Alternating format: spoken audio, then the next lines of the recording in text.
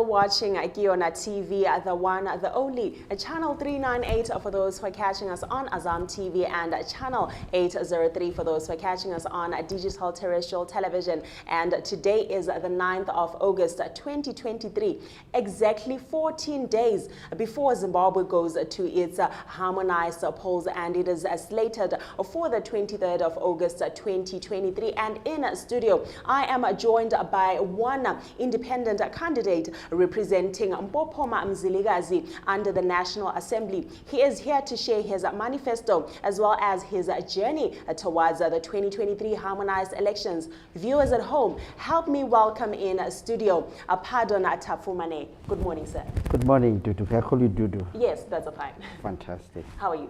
I'm doing great, thank you. I'm doing well, thank you so much. So take us through who you are and what inspired you to start politics. Yes, Pardon Tapfumaneyi is my name, born in Mzilikazi, Mpilo Hospital. Grew up in Mpophoma, went to Jabulani Preschool and Lukanyiso Primary School, and then Mpophoma High School, where I did my O-levels, and Hamilton, where I did my A-levels. I worked briefly as a temporary teacher in Swazi. So I always say, once a teacher, always a teacher. So I understand what teachers go through. I trained to be a public prosecutor in Zimbabwe early 90s, and I prosecuted at Trade Gold building before I went to the High Court. I was actually privileged to be one of the non-degreed prosecutors to be at the High Court. I then moved into Harare, where I worked briefly as a company legal secretary for a well-known bus company, Kurakurerwa Bus Company, before I migrated to the UK, where I did further studies and became a lawyer. I've been practicing in the UK as a human rights lawyer. I'm also a pastor under Jabula New Life Ministries. I serve as the Secretary General for the worldwide platform for Jabula New Life Ministries. I'm also a corporate governance practitioner, where I also teach and also speak about corporate governance. I'm married to my wife Tracy, and I've got 3 children. My first daughter, she's also a lawyer in the UK. She's 25. And my son is my son is 19, and the last is 16. I'm also a twin. My twin brother is a bishop as well. So in Mpophoma, we are known as the twins, pardon and memory. I've gone into politics out of passion. Really, the constituency of Mpophoma and Mzilikazi is very passionate to me. Having grown up in this neighborhood and having seen what it has come up to be, it has really touched me. I don't come as an independent. I do have a political lineage before, as I have been within the MDC and also Triple C, with issues that happened in the nominations that led me to stand as an independent candidate is public knowledge, is also there. But I'm coming in to give back to my community. I'm coming back to see that I can do something better with the experience and the exposure I've got from outside the country. I think Mpophoma and Mzilikazi will be one of the most outstanding constituencies in the 210 constituents if they elect me to be their MP. Quite interesting. You are highlighting the fact that you were part of MDC and Triple C. Then why did you have to move to be an independent candidate? Yes, without being cynical or being critical, the history of it is that I have been in Triple C. The nominations that happened towards nominating the candidates, and I think some of the issues which are in the public domain, is that leading to the nominations, the candidates that were there, I was in Mzilikazi, actually Ezra Chisa was there as well. and in Popoma. Some of the candidates that were, I won't mention names, but they actually buzzed people from outside the constituency. They also took those that had come to vote for me and took them out. They literally bought candidates, sorry, they literally bought electorates, gave them money to come and stand for them. I have refused to look at corruption and condone corruption. It's something that I did take personally with Advocate Nelson Chamisa and told him that, look here, and I think the rally after the Bulawayo nominations, he actually came out and spoke against people who are bussing people, people who are paying people. We did a grievance procedure within Triple C. It was never followed. And also, we highlighted those issues with Advocate Nelson Chamisa, but nothing came out of it. So the people made the noise and said, we want Pardon to be our MP. And at some point I wanted to give up. And the people said, we want you to run, even if you were to become an independent, we will vote for you. I respected the views of the people. Based on what I want to do and want to provide for this constituency, I stood in as an independent, and I hope that the people will support me and vote for me. That's quite profound, but you're highlighting something that was disregarded. What happened on the 21st of June for you? 21st of June, yeah. As in the nominations? The nomination process. Yes.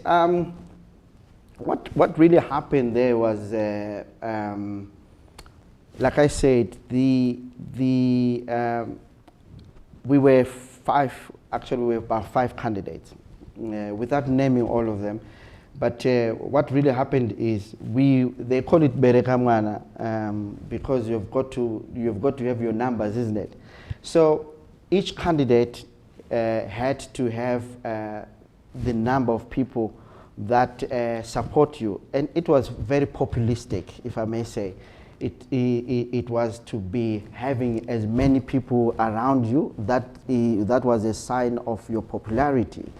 Other than that, I think Triple C had also put in other mechanisms, so to say, how a candidate is elected. So at the end of the day, with that Berekamwana, this is why other candidates were busing people so that they have many people to their side. I relied on the people in the constituency, the elderly, the youth. You know, I've been doing tournaments and things like that. I've been making some donations through my PT foundation in that space.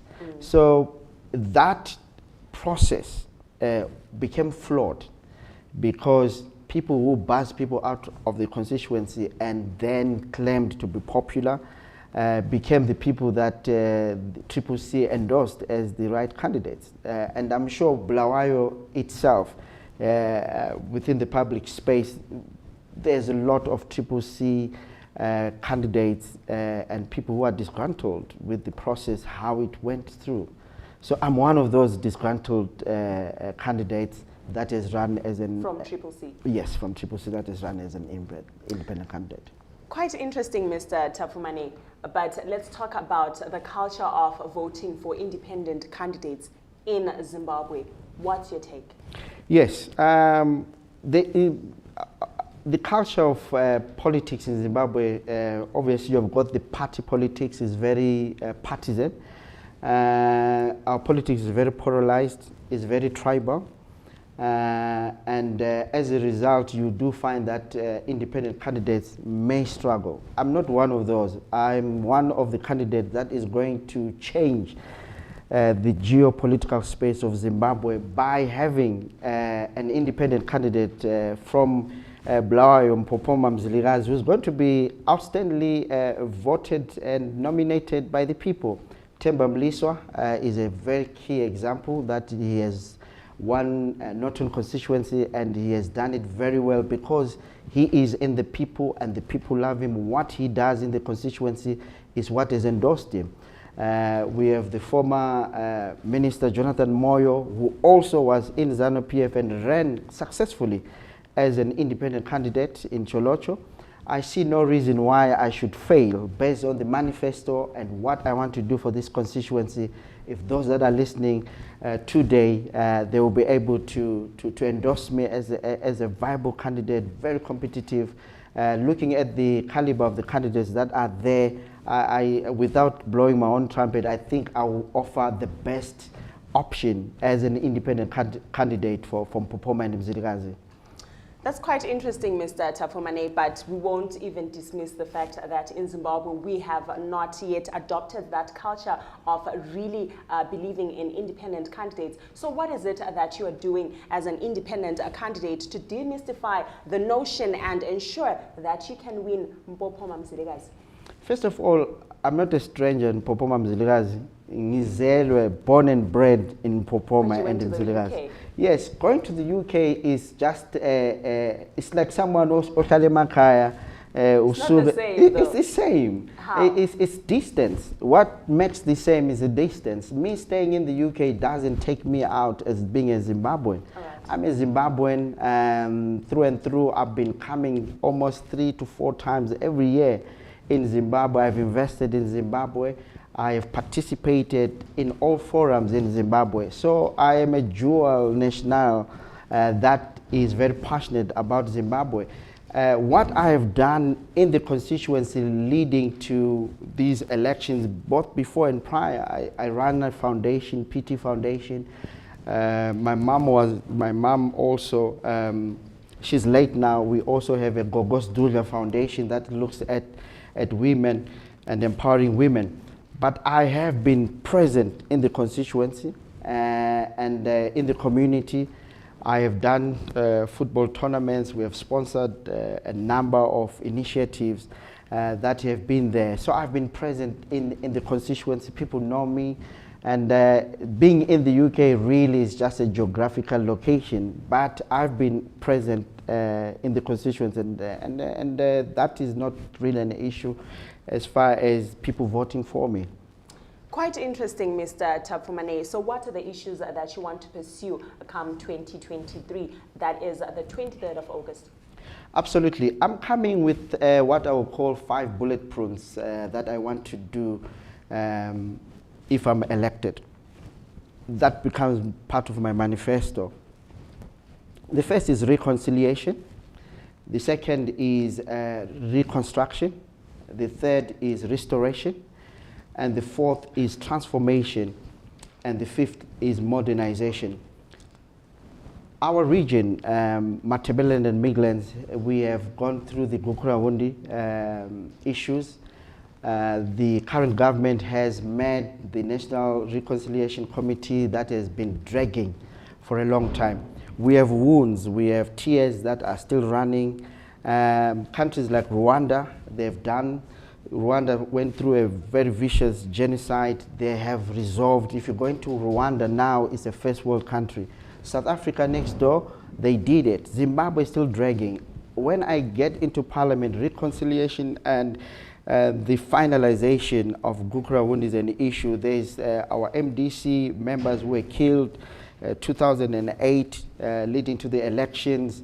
We have the Ntumbane wars that also happened. We need a national healing. This is something that I'm very passionate about, to try and bring back our country into one. It's like we have a dark cloud hanging over Zimbabwe when we have issues like Gukurahundi not being solved. As a human rights lawyer, I'm passionate about that. We need to make sure that we bring and heal our country and bring reconciliation into our country. I'm looking at reconstruction.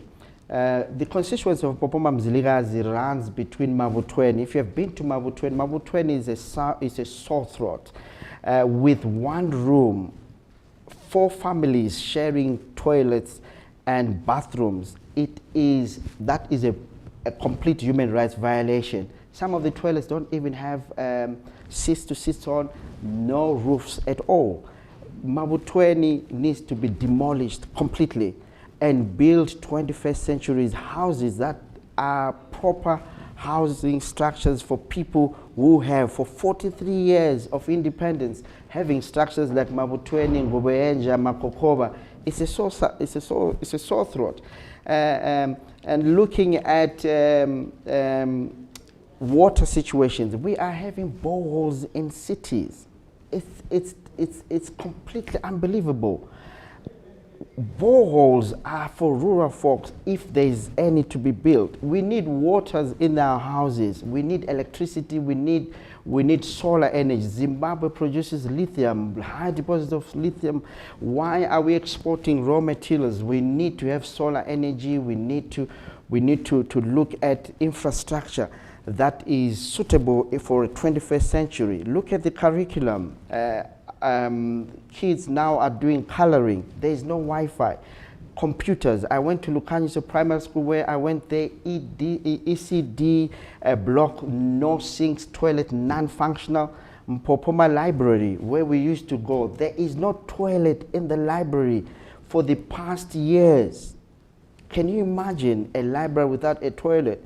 We need to reconstruct. Many times MPs, we have 23 years MDC running, but nothing has been done. Roads, look at the roads infrastructure. So people who are voting on party lines, you can see that there has not been any development happening. I have done my homework. I have, as you know, the diasporan, they remit to Zimbabwe over 2.3 billion US dollars. I've been speaking with our diasporan friends to say, let's invest in Zimbabwe. Direct foreign investment in Zimbabwe, the highest earner of direct foreign investment is diasporans. Diasporans are not participating in the elections of Zimbabwe. They are being closed out. We have the issue of Kasukuwere was being closed out. And we want to see the diasporan contributions into the economy. I've looked at private investors and philanthropic organizations that want to invest in Zimbabwe. Some of them are coming with a minimum of about $5 million US dollars that they want to invest in our constituency. It can go up to about 250 billion US dollars. These are private investors that I've been talking to who are willing to come. If you look at my manifesto, it's not just for a constituency, it's for Zimbabwe. I actually said one time, I think I should have put myself as a presidential candidate and not as an MP. But I've done the homework. Look at transformation, restoration. I grew up going to Inyati Youth Center. In the constituency, there is Isiziba Youth Center in Ngubenja. Mpopoma, there is Inyati, Twagazi in Mabutweni. You go there, those things have been completely run down. We have got drugs and alcohol abuse by youth. They don't have anywhere to go. There is unemployment, huge, 90% unemployment. Can I just come in real quick? You're speaking about the issue of drug and substance abuse. What are some of the initiatives that you have in store in as far as ensuring that young people can shun away from abusing drugs or being involved in drug and substance abuse? Absolutely. I'm very passionate. If you look at our constitution, the key people that are possibly vulnerable is the youth, the elders, and the disabled. And if you look into our government system right now, these are the people who are vulnerable, but there's nothing being done to them. Drugs and alcohol is a sore throat in Zimbabwe. Like I said, I grew up going to a youth center where we had extra curriculum activities. Those are non-existing.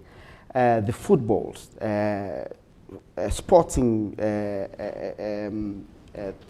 activities. What I'm going to do as an Popoma MP, I'm going to establish firstly the first MP football league and sports league to make sure that all the 15, 17 football players are able to play in football. Mzilikazi is arts and culture, very, very rich in that.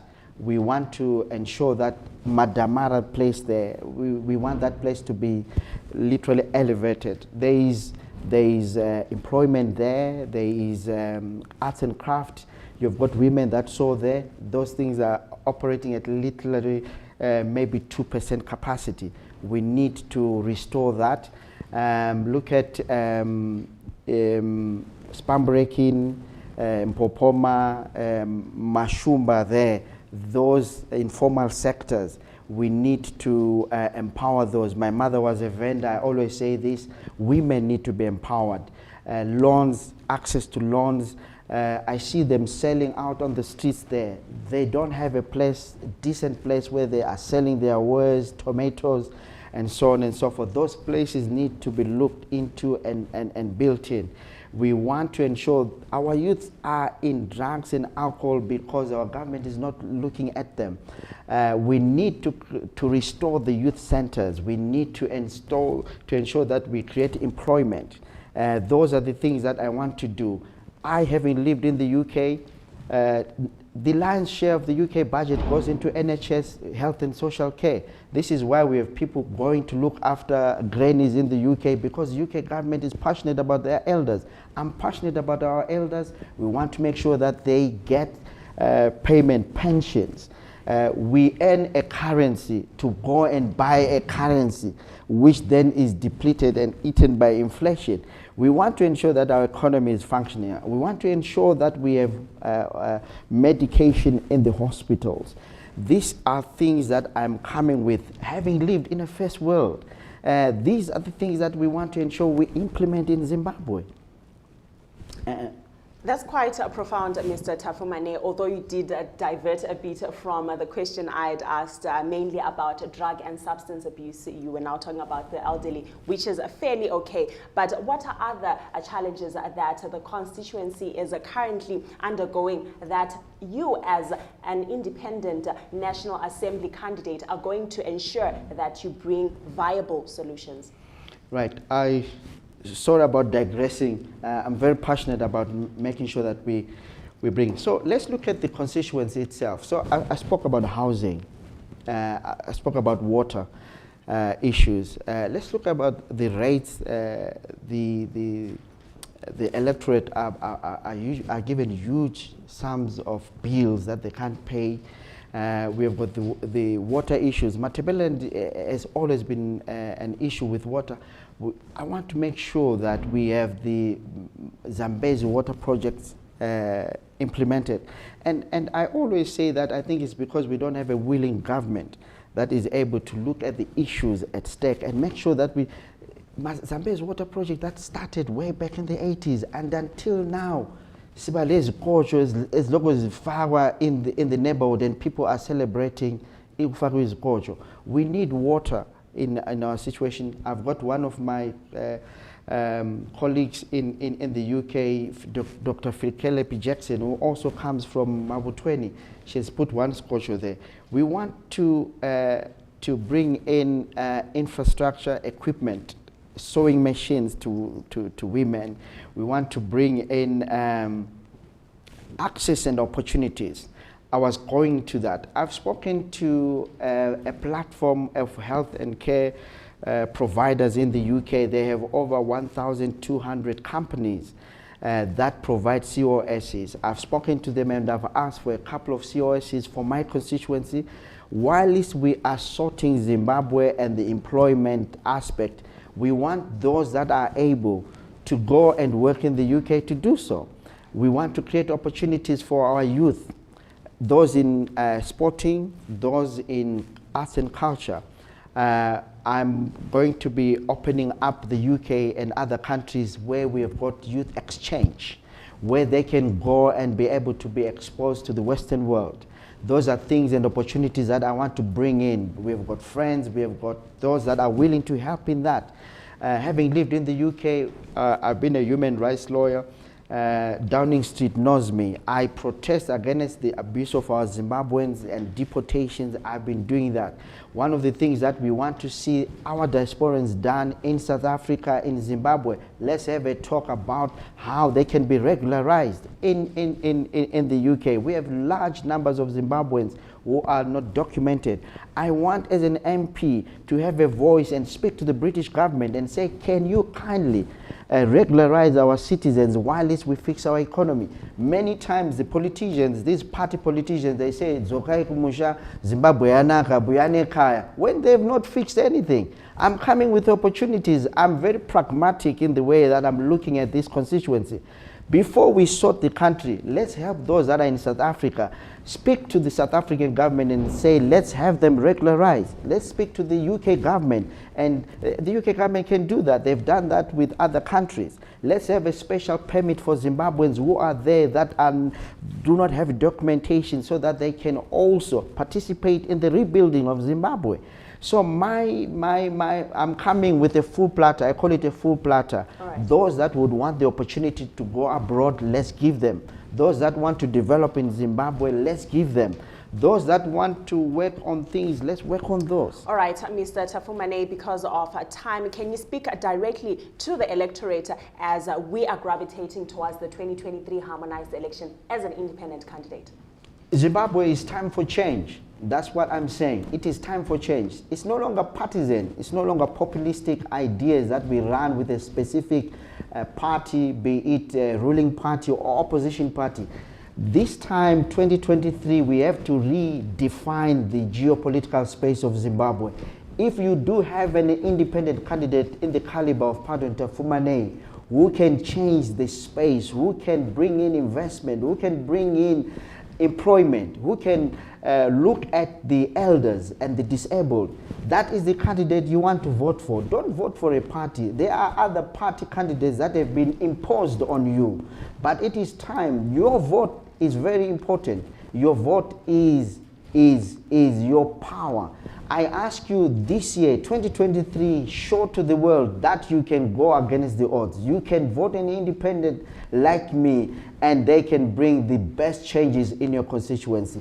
Pardon ngangene, pardon ngapinde, pardon nganjile. That's what I'm looking forward to do and bring back into our community. I'm passionate about this, and I hope every person from Mabutweni, Mpopoma, Gwenja, Mzilikazi, Thorngrove, and Burombo. I'm very passionate about making sure that some of these names may have to be changed.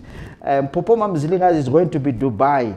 Mpopoma Mzilikazi is going to change, because this time you're going to put a candidate that knows what they are doing, that is passionate about what they want to do for the citizens of Zimbabwe. Thank you, and I'm looking forward to the elections. Interesting sentiments from Pardon Tapfumaneyi, a lawyer and a pastor representing Mpopoma Mzilikazi constituency as an independent candidate. It is exactly 14 days before Zimbabwe goes to its harmonized elections, but we have come to that part of the show where we have to conclude this exciting edition of The New Dawn. It's been fun. It's been interesting. From myself, Duduzile Matema, Leslie Phiri, Pardon Tapfumaneyi, the crew behind the scenes, we are saying goodbye and have yourselves an amazing Wednesday. Thank you.